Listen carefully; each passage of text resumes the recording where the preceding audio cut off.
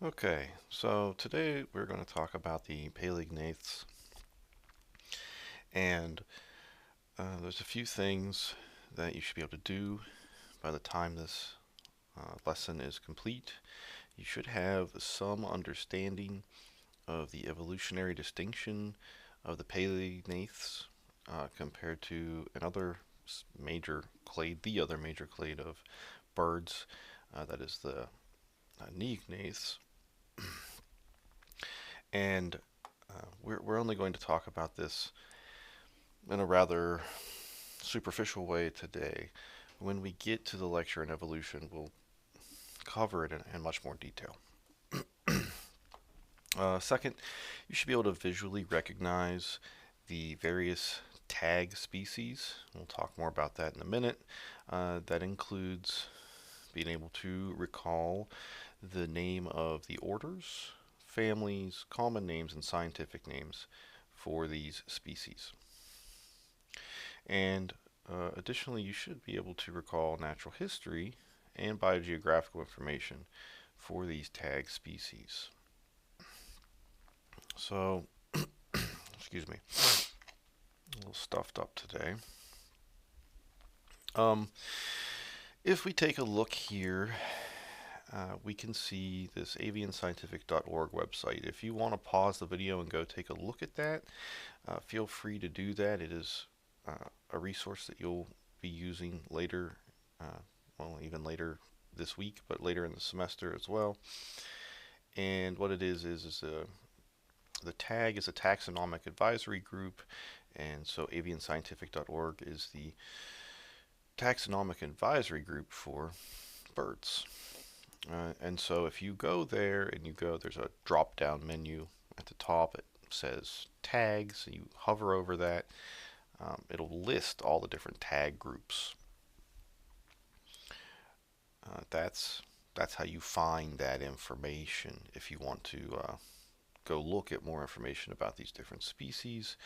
Uh, None of the information that's directly in this lecture comes from that, but your assignment that you have to do every week, which you'll see the first one this week, it all comes from information within the tag group. So if you're curious about what species are we going to learn about, you can go in there and take a look at those different uh, tag groups.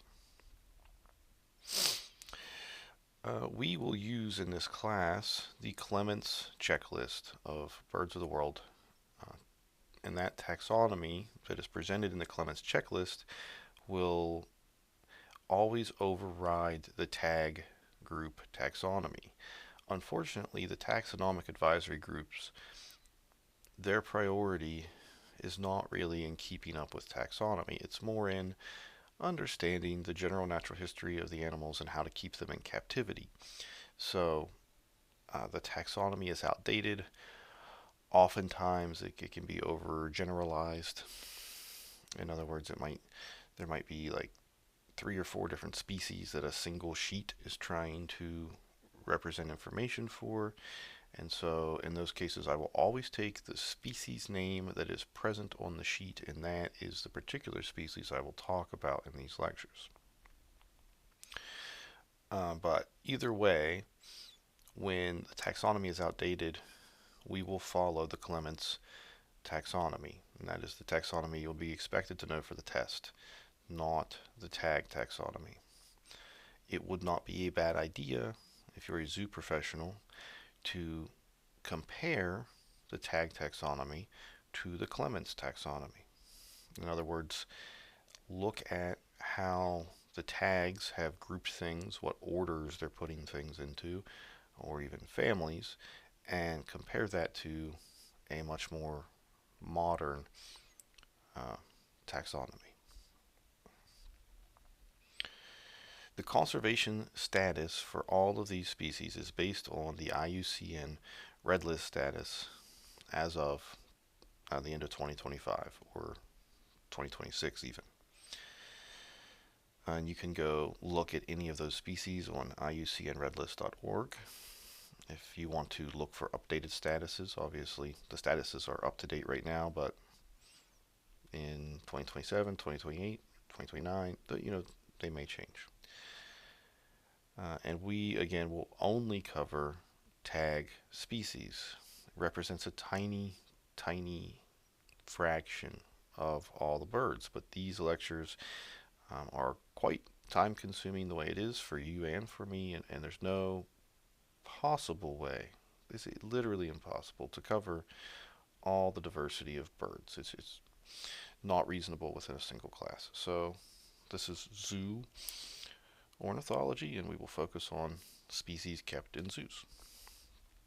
Nonetheless, these species represent major groups across the globe, and you will learn a great deal from these lectures about how those species live.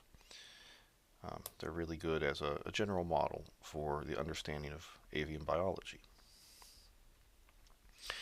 So, paleognaths versus neognaths first. You can break all birds into two major clades, paleognaths and neognaths.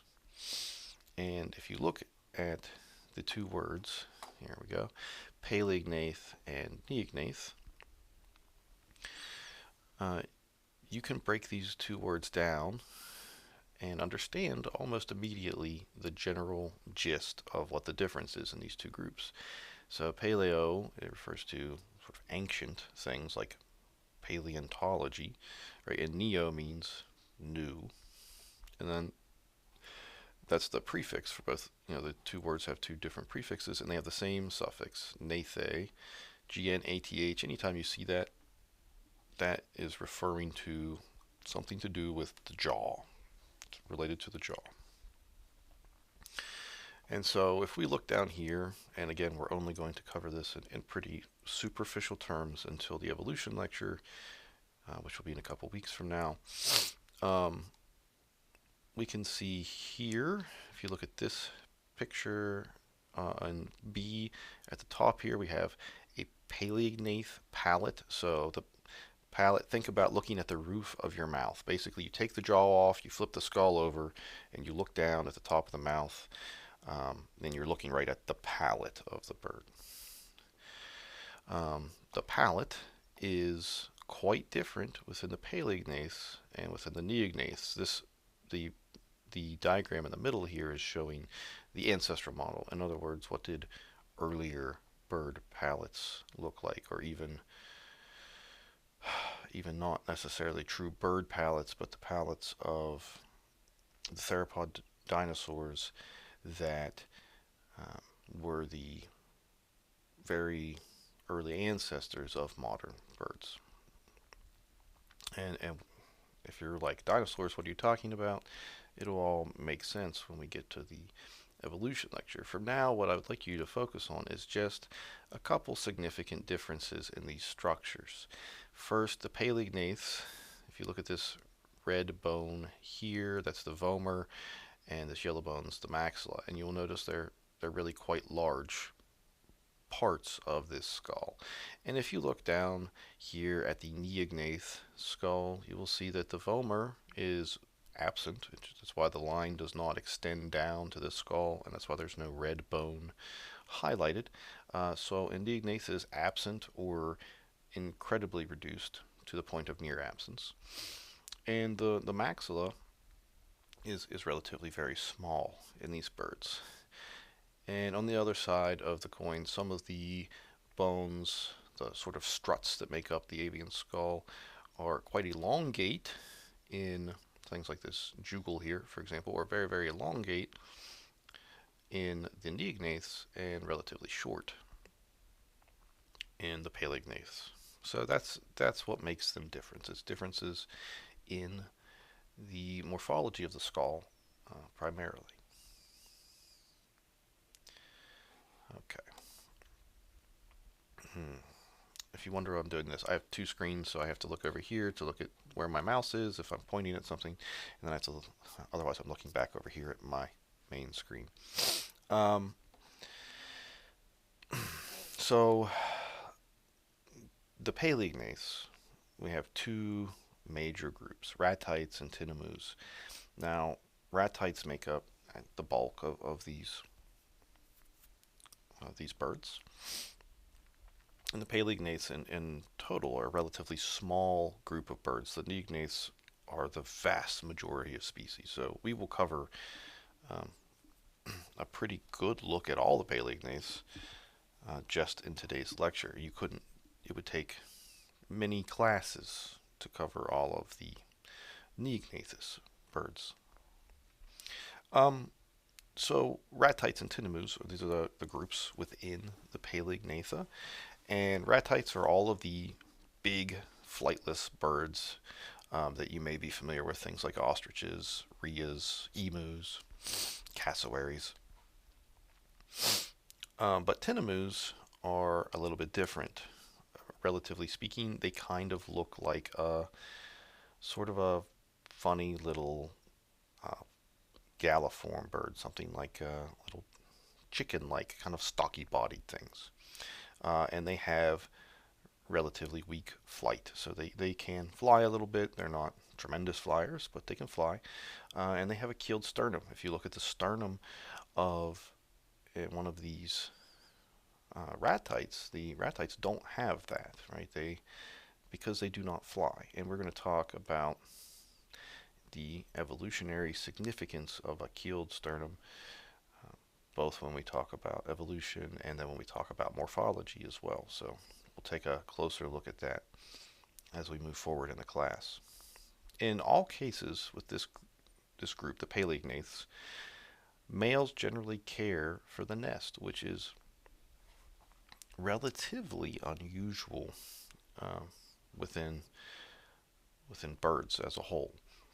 There are birds within the neognaths that where the male does care for the young, but it's far more frequent to be the other way around. So these are the species we're going to look at. This does not cover every single species of Paleognathus bird. It covers, well, far less than that. But overall, this is a relatively small group, and this covers the major orders. If you look at the TAG website and you were to compare the taxonomy, it just shoves basically everything into a single order called Struthioniformes. And now if you look at older textbooks and older ideas about avian taxonomy, all of these birds would have been in Struthioniformes. Um, the modern taxonomic idea about these groups is a little bit different. So they are broken into these 5 orders and their subsequent nominal families. Struthioniformes has a family called Struthionidae, and these are ostriches. And so we will look at the common ostrich as an example of this group. Cassowariiformes includes the family Cassowariidae and has 2 species that we will look at that are kept in zoos, the southern cassowary and the emu. The Aterigiformes has a family, Aterigidae, and we will look at 1 species within that group. These are the kiwis, and we will look at the North Island brown kiwi.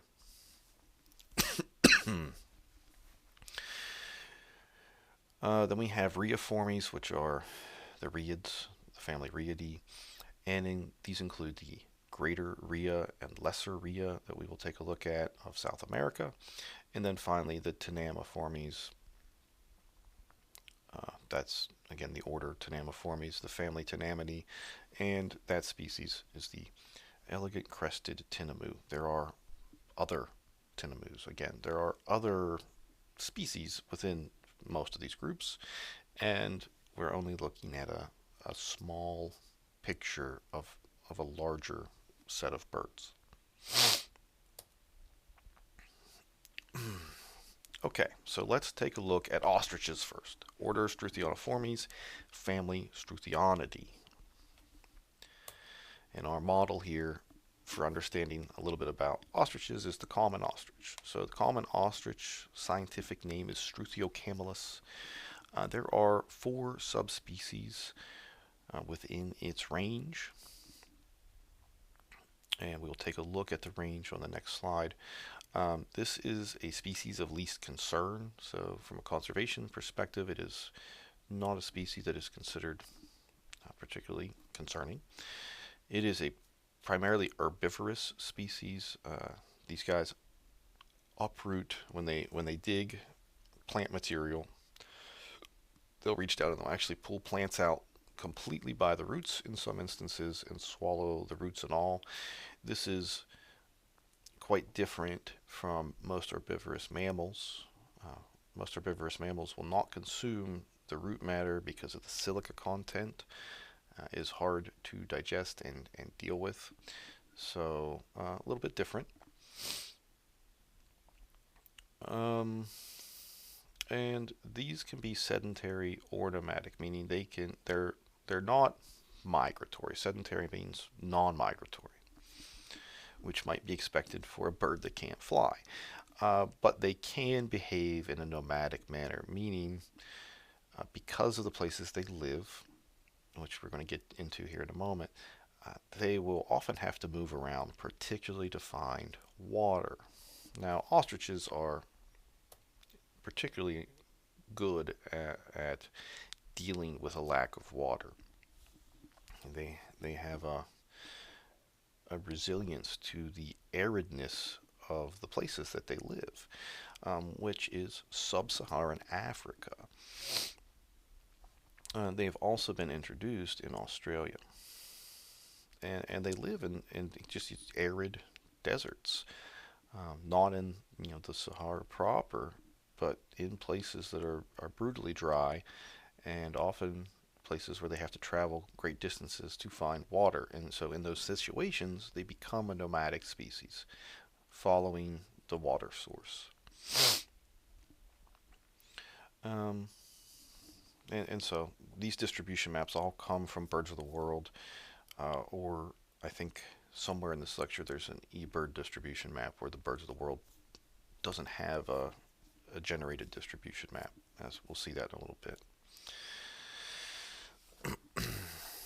In terms of recognition, the ostrich is a pretty distinct bird, even within the ratites, which all have this general body form, these large, bulky legs for running and elongate necks, shaggy feathers. This is a typical ratite body form. Male ostriches have a relatively dark plumage. Often the plumage right at the neck is ringed in white, and they have, in the common ostrich at least, pink legs and a pink neck, and that neck in particular will be a lot brighter in the breeding season than in the non-breeding condition. On the right here is a female or juvenile, immature, I should say, female or immature ostrich. And you can see that it is a very plain brown with a grayish neck and grayish legs. So that is how you distinguish them. Most of these species of ratites and tinamous aren't particularly sexually dimorphic. The sexual dimorphism is usually fairly weak. So this is an example where you can very quite distinctly tell a male and female apart. So strong sexual dimorphism. As you'll see with some other species, it's not so distinct. Our next group, our next order is Cassuariiformes, and the family that we're going to look at is Cassuariidae. These are cassowaries and emus. And so we will look at one of the cassowary species, the southern cassowary, which is Cassuarius cassuarius. It is a species of least concern. Also, it has no subspecies within its range. The primary thing that you probably notice when you look at a cassowary is the casque on its head. The casque is this, it looks like a hard bone or something, but it's not. It's spongy inside and highly vascularized. And there have been a lot of different hypotheses for the function of this cask. When I first learned about cassowaries many years ago, I was taught that it was for head protection, for example. But it might still play a role in that. So, given that the habitat these guys run around in these tropical rainforests, often with dense vegetation, and they have to put their head down and push through this stuff, it does probably serve to protect the head. But there are some indications that it could be useful in sexual selection. Females, one of the ways you can maybe tell a female from a male, this is not easy to do, would be to look at the cask size. Females tend to have larger casks than males. So there could be a sexual selection component. And there could also be, and almost certainly is, given some recent research that's occurred on this, a thermoregulatory function. In other words, they can pump blood into that cask or restrict the amount of blood that gets into that cask. And that cask acts like a radiator to let off heat. Of course, if you restrict that blood flow, it conserves heat. It prevents the radiator from doing its job. So it very, very well uh, and most likely plays a thermoregulatory role in their biology. There is also a suggestion or hypothesis that the cask could function as a amplifier of low frequency sounds. This would be similar to some ideas about some dinosaurs that we have from fossil evidence. But the evidence for this in cassowaries isn't particularly strong. So that's the cask. Everyone wants to know about the cask. That's the idea of the cask. These are primarily frugivorous. In other words, they eat fruit. They eat fruit from several hundred different types of plants. And uh, this is significant because they are great seed dispersers. We talked about that first um, in the very first lecture video, unless you're watching this video before the one that's um, the first one in the lecture series for this week. Um, but yeah, they're great seed dispersers, and we know that that is ecologically a really important thing that they do. And they are sedentary, just again meaning they're non-migratory. That's true for all of these birds.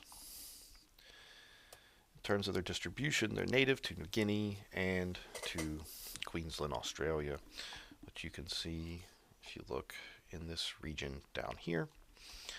That's where you will find this particular species of cassowary. And they live in rainforests in these areas, and that's of course because that's where abundant fruit can be found. That's their primary forage, and again, they're important seed dispersers.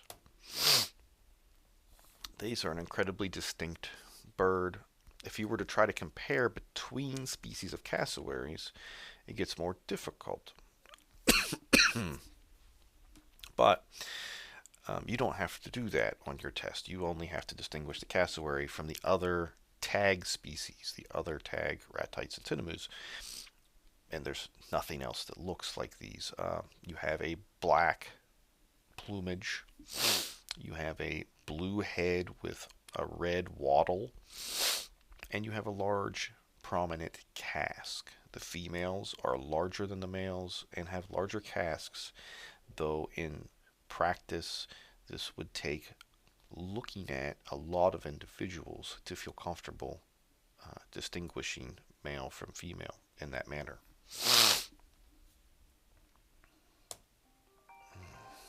The emu. So the emu. Son of a gun. I'm gonna pause this real quick.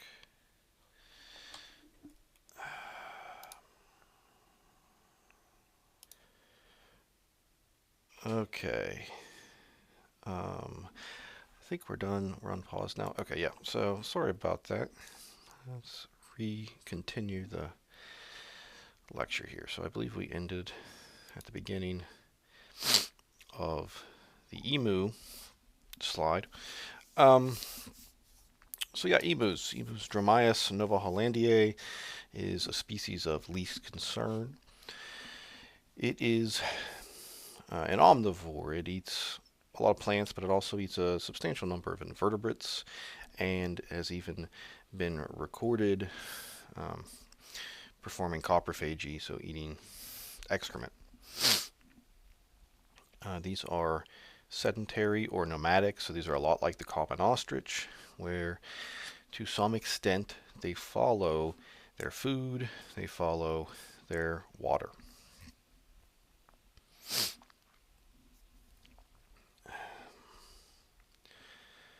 So emu are found throughout Australia.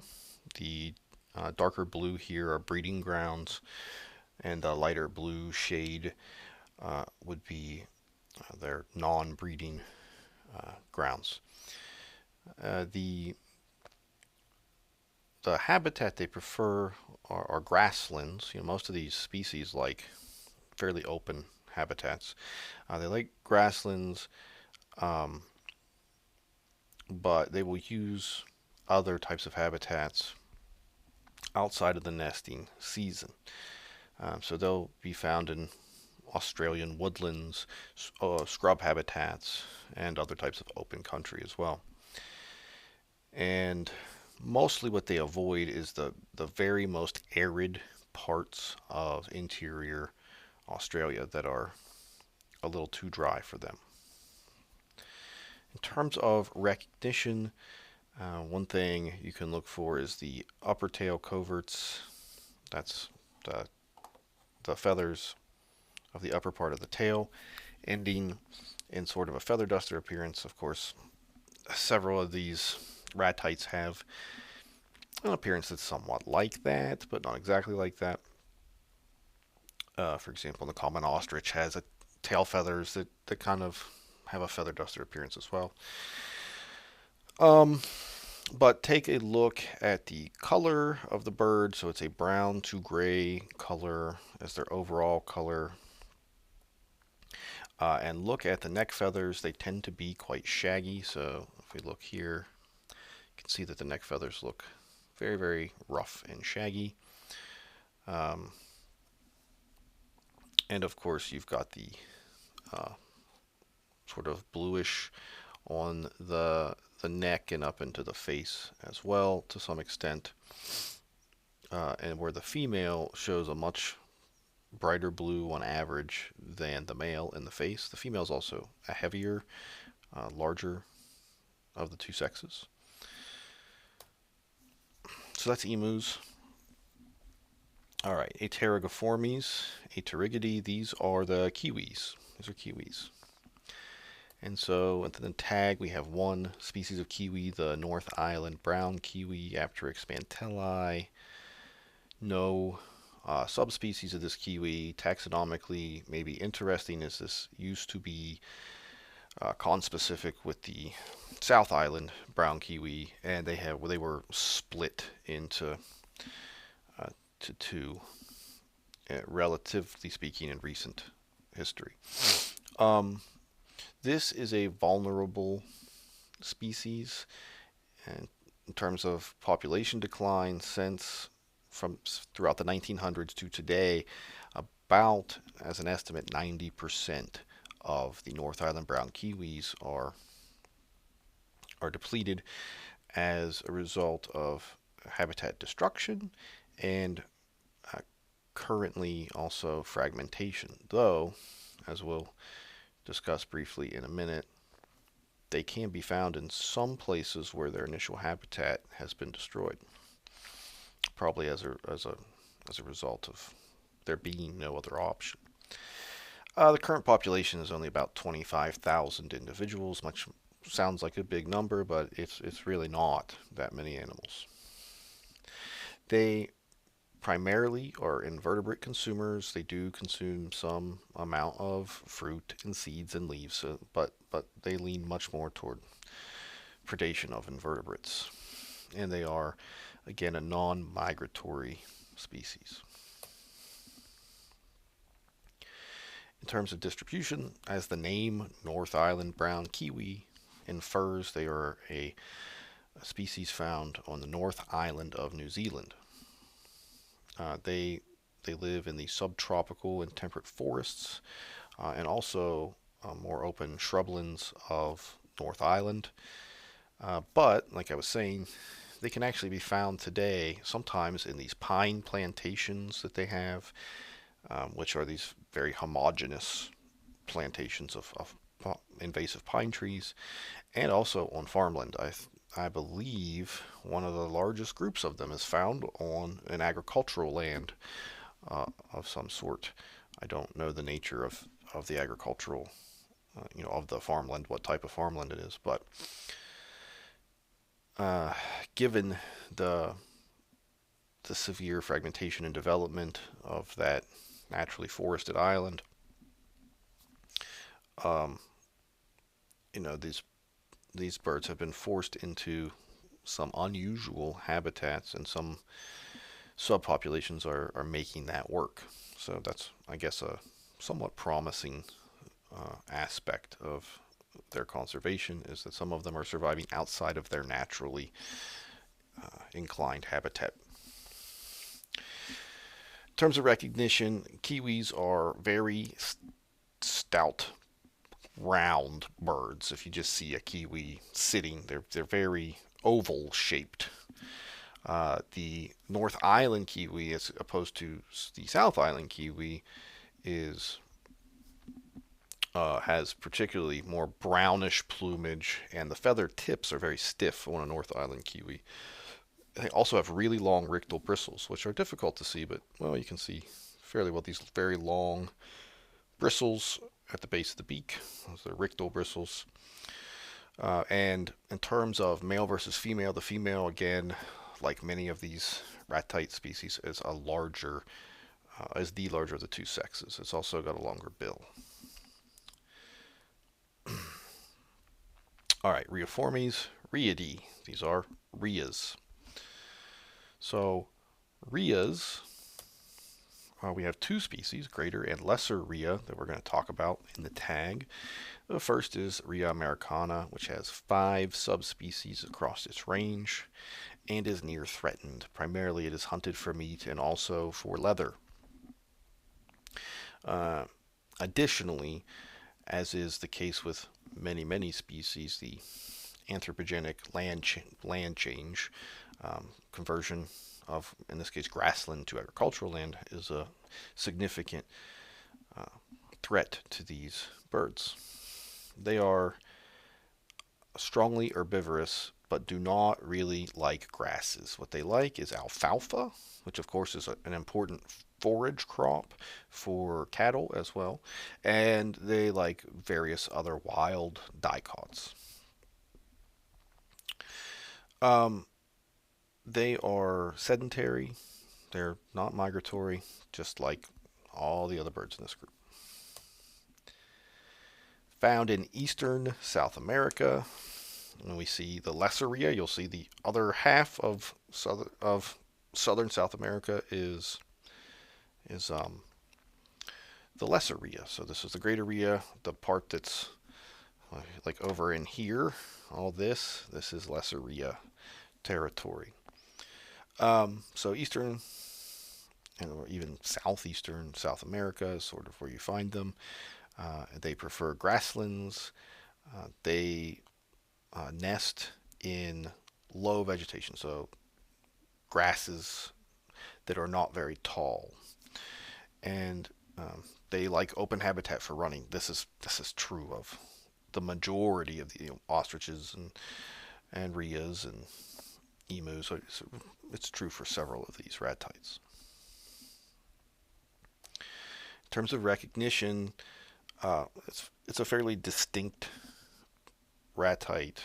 Um, Anything you can possibly, I think, really maybe confuse this with, it would be a lesser rhea, but we'll take a look at how to tell those apart here in a moment. So the greater rhea has a gray plumage. Usually has a dark base to the neck, like you see in this picture right here. So the plumage at the base of the neck is fairly dark. Sometimes it's fairly extensive and goes kind of far up the neck, and occasionally it's not present. And if you look at the bill, the overall size of the bill, and when I do this, I look at the bill relative to the size of the head. You look at the bill relative to the size of the head, you'll see that it's a fairly substantial structure, right? Like it's a big bill. If you compare that to a lesseria, I think you're going to see that lesserias have a much smaller bill relative to their head. Um, but we'll talk about the distinction here in a moment. So the lesseria is Rhea pinnata, which has three different subspecies in southwestern South America. It is a species of least concern, primarily herbivorous, and by primarily I mean like more than 94 to 98% of its diet is uh, herbaceous material, and primarily it is leaf material. They like leaves. They take very few insects or anything like that.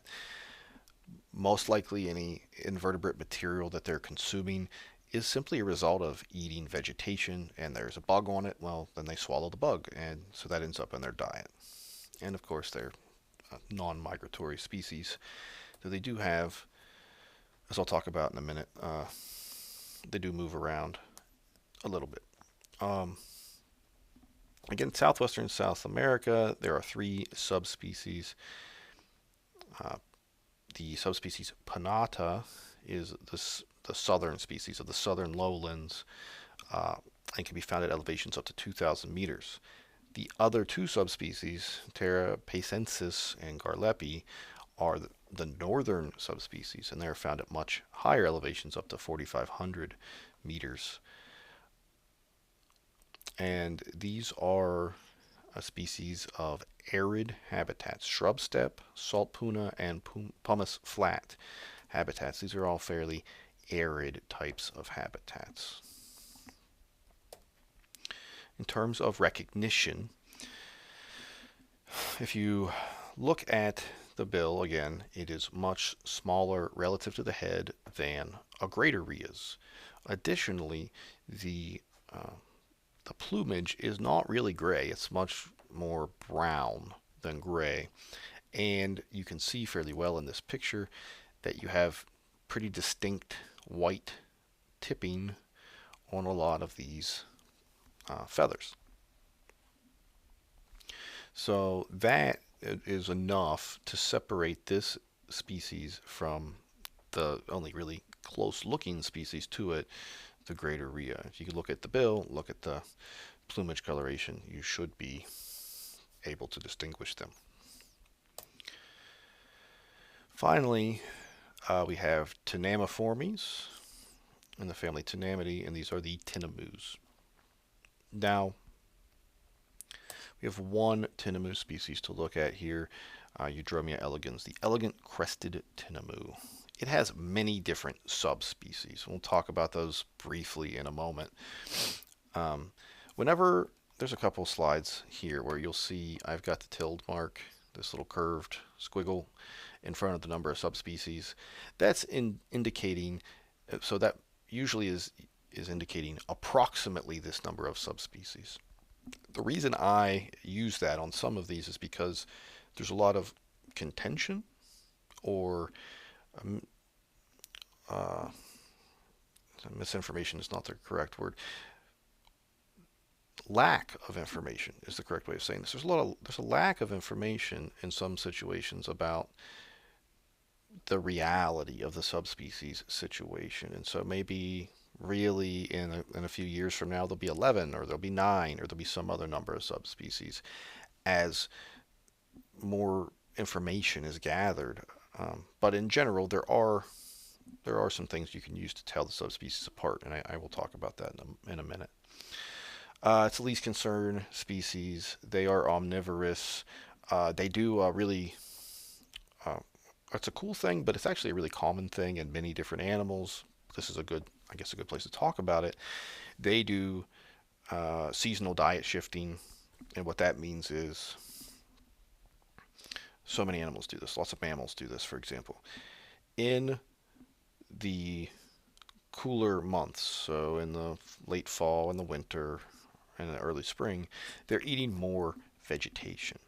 And then as we progress into warmer months and you have more vertebrates, they actually switch, and the proportion of their diet that is insect based is much higher. And that makes sense because there are more invertebrates for them to eat, so they shift their focus onto the invertebrates. And again, they are not migratory. So, in terms of distribution, their distribution looks a little bit like the distribution of a greater rhea, southeastern South America. It's less extensive, of course. There are, again, 10 subspecies. These subspecies can be roughly broken into two groups, and most of the subspecies fall into the northern group. That is, subspecies within the northern part of the range that you see on this map. And so within that northern group, um, they're pale. They have blotchy dorsal markings. That's markings along the back. They tend to have little ventral barring, and they tend to have relatively longer wings. And the southern group is exactly the opposite. The southern group are darker birds that lack particularly blotchy dorsal markings. The markings are more spotty than blotchy. They have more ventral markings, barrings, and they have short wings. This is a bird of arid, dry scrub habitat. That makes sense because that's where the ranges overlap with the greater rhea, and the habitats are somewhat similar as well. And in terms of foraging, they actually like to forage around the habitat edges. So they'll go to like the edge of a stand of trees and they'll forage right along the edge. Nothing within this lecture is even vaguely confusable with this species. Um, they are very distinct. The tinamous don't look like the rat tights. So these look very similar to a galliform bird. That is a landfowl. That's stocky-bodied land birds. Um, so you've got this relatively small, stocky-bodied bird. Some of the tinamous, like the elegant crested tinamu, have a prominent crest, which you can see right here. That's the prominent crest. They have the elegant crested in particular has quite a long, it's called supercilium. This is the stripe that runs above the eye, and this so long it actually continues down the neck. So it's a very long supercilium, and the plumage coloration it varies quite a bit. Typically more of an olive gray color, but can get into gray browns, and has black and white vermiculations, which are just the sort of wavy lines that you see along the plumage. Okay, that concludes the Paleognaths. The ratites and tinamous are extant Paleognathus species, um, and concludes all the stuff for week 1. As always, if you have any questions, please reach out to me.